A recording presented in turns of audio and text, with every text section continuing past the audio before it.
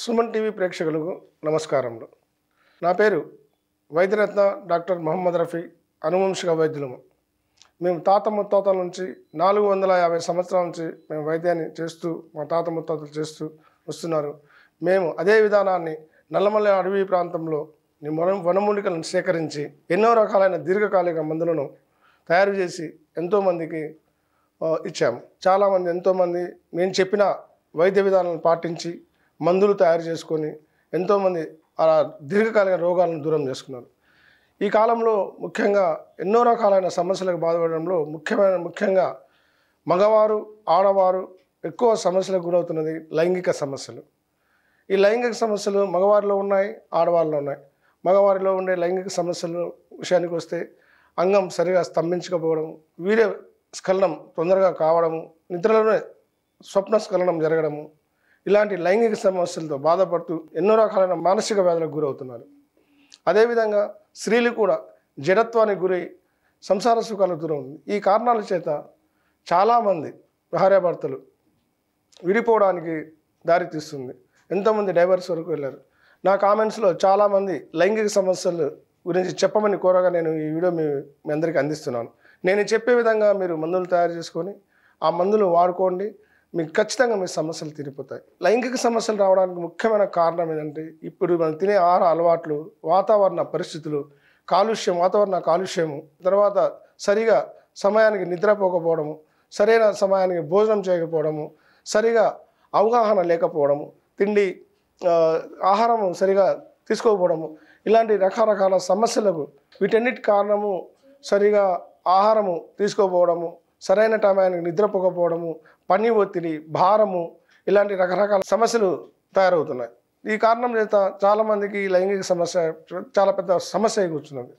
చాలామంది డైవర్స్ కాకుండా చాలామంది ఆత్మహత్యలకు గురవుతున్నారు. కొందరికి సంతానం కూడా కలగటం లేదు. నేను చెప్పే మందును మీరు తయారు చేసుకొని వాడడం వల్ల 90 సంవత్సరాల ముసలోడైనా కూడా గుర్రంలాగా పరిగెడతారు. దానికి డౌటే లేదు. మనం ఋతువులను బట్టి సంభోగం అనేది ఋతువులను బట్టి దానికి ఒక సమయం ఉంది, కొన్ని ఋతువులు ఉన్నాయి. ఏ ఋతువులో ఎన్ని రోజులు చేసుకోవాలి, ఏ సమయంలో మనం సంభోగం చేయాలని మన గ్రంథాలు ఎన్నో చెప్తున్నాయి. కానీ వాటికి అనుసరించకుండా చాలామంది హస్తప్రయోగాలు చేసుకొని వాటి వల్ల కూడా ఈ నరాల బలహీనతకు గురవుతున్నారు. నరాలకు సత్తువ లేకుండా పోతుంది.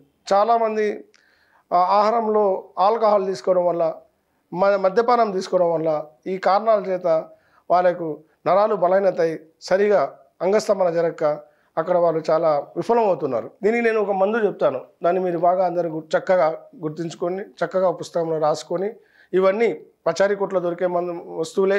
ఈ వస్తువులను తీసుకొచ్చేసి మీరు మందు తయారు చేసుకొని సేవించడం ద్వారా ప్రతి సమయంలో చాలా చాలా సంతృప్తి పొందగలరు. ముందుగా వస్తువులు చెప్తున్నాను, రాసుకోండి. 5 తులముల వెండి రవ్వలను తీసుకొని వాటిని ఒక మూసలో వేసి కరిగించి ₹1 బిళ్ళ మందం గుండ్రంగా తయారు చేసుకొని భద్రపరచండి. దీని తర్వాత కామంచాకు పసురు 50 గ్రాములు, ఉత్తరేణాకు పసురు 50 గ్రాములు, చిర్యాకు పసురు 50 గ్రాములు. ఈ 50 గ్రాములు 50 గ్రాములు మొత్తం కలుపుకుంటే 150 గ్రాములు అవుతుంది. ఈ సేకరించుకున్న తర్వాత ఒక చిన్న ఇనుప బాండీలో పెట్టి ఒక సన్నని మంట మీద ఈ ఇనుప బాండీ పెట్టి పొయ్యి మీద ఇనుప బాండీ పెట్టి ఆ బాండీలో ఈ ₹1 మందం ఉన్న వెండి బిళ్ళను వేసి ఆ బిళ్ళను వేడి చేస్తూ కింద అగ్గిపెట్టి వేడి చేస్తూ సన్నని మంటతో ఈ పసురు వేస్తూ అలా 4 గంటలు మీరు దాన్ని కాలుస్తూ ఉంటే అది పూర్తిగా సింధూరం అయిపోద్ది. ఆ ఇనుప బిళ్ళ అనేది పౌడర్ లాగా ఎర్రని సింధూరం అవుద్ది. ఈ సింధూరాన్ని మీరు ప్రతిరోజు ఉదయాన్నే ప్రాతకాలం తినక ముందు ఒక బియ్యపు గింజ పరిమాణం తేనె అనుపానంగా తీసుకోవాలి. అదేవిధంగా రాత్రి బియ్యపు గింజ పరిమాణం భోజనానికి 1/2 గంట ముందు దీన్ని తీసుకోవాలి. ఈ విధంగా తీసుకోవడం వల్ల మీ శరీరం కండరాలు కానీ నరాలు కానీ బాగా దృఢంగా తయారైతే మంచి శక్తి పట్టుతో వస్తుంది. ఎలాంటి సమస్య మీకు ఉండదు. ఇదే చూర్ణం వాడడం వల్ల చాలామందికి సంతానం కలగని వాళ్ళకు సంతానం కలిగింది. మగవాళ్ళకి కౌంట్ తక్కువ ఉన్న వాళ్ళకి కౌంట్ పెరిగింది. ఆడవాళ్ళకు సరిగా అండాలు రిలీజ్ కాకపోతే స్త్రీలకు అండాలు మంచిగా రిలీజ్ అయిపోయింది. ఈ సంతానం కలగడానికి కొన్ని సమయాలలో మనం రతిలో పాల్గొన్నప్పుడు ఖచ్చితంగా సంతానం కలుగుతుంది. చాలామంది ఎక్కడికెక్కడికో వెళ్ళి ఏదేదో రకాల మందులు వాడుతున్నారు. దానివల్ల పిల్లలు కలగక చాలామంది చాలా అవమానానికి గురై ఆడవాళ్ళు చాలా బాధపడుతున్నారు.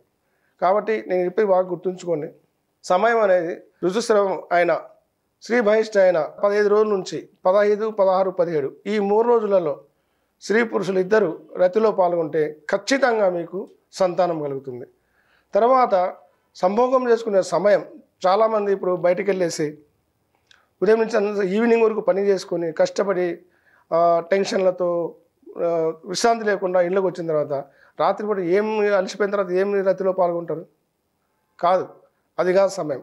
సమయం ఉదయం 4 గంటల నుంచి 8 గంటల సమయము రతికి సరి అయిన సమయం. గ్రంథాలలో రాసి ఉన్నారు. చాలామంది మీరు అనుభవంగా చూసుకోండి. ఆ సమయంలో మీరు రతి క్రియలో పాల్గొంటే మీరు ఎంత తృప్తి పొందుతారో, ఎంత భావప్రాప్తి పొందుతారో మీకే అర్థమవుతుంది. సో నేను చెప్పిన ఈ ఔషధాన్ని తయారు చేసుకొని నేను చెప్పినట్టుగా మీరు పాటించి చేయడం వల్ల మీకు సంతానం కలుగుతుంది, రతి సౌఖ్యం కలుగుతుంది, అంగస్తంభన జరుగుతుంది, దీర్ఘస్కలం ఎదుగుతుంది, వీర్యం పలచగా రావడము ఆగిపోతుంది, యథాస్థితి మంచి ఆరోగ్య స్థితికి వచ్చేస్తారు. అందుకనే సంభోగం సర్వరోగ నివారణం అన్నారు. ఎలా అయితే కరెక్ట్గా జరిగిందో ఆ మనిషి ప్రశాంతంగా ఉండగలడు, చాలా ఆరోగ్యవంతంగా ఉండగలడు. కాబట్టి దీనికి పత్యాలు కూడా ఉన్నాయి. ఒక చింతపండు పులుసు తీసుకోకూడదు, దుంపకూరను మాత్రం తీసుకోకూడదు. ఇది తీసుకోకుండా ఈ మందు మీరు ఒక మండల వ్యవధి వాడిందంటే నేను చెప్పిన విధంగా అన్ని రకాలుగా మీ ఆరోగ్యం సరిగా చేకూర్చి మంచి వీర్యపుష్టి కలిగి మంచి వీర్యవృద్ధి కలిగి చాలా సంతోషంగా ఉండగలని. ఇంకో విషయం, మీకు ఏదైనా సందేహాలు ఉన్నా, మీకు ఎలాంటి సలహాలు కావాలన్నా ఈ కింద స్క్రోల్ అయ్యే నెంబర్కు మీరు కాల్ చేస్తే నేను మీకు వివరంగా వివరించగలను. మీ సమస్య పరిష్కారం తెలపగలను. సుమన్ టీవీ ప్రేక్షకులకు, తర్వాత నా వైద్య మిత్రులకు అందరికీ నమస్కారాలు తెలుపుకుంటూ ధన్యవాదాలు.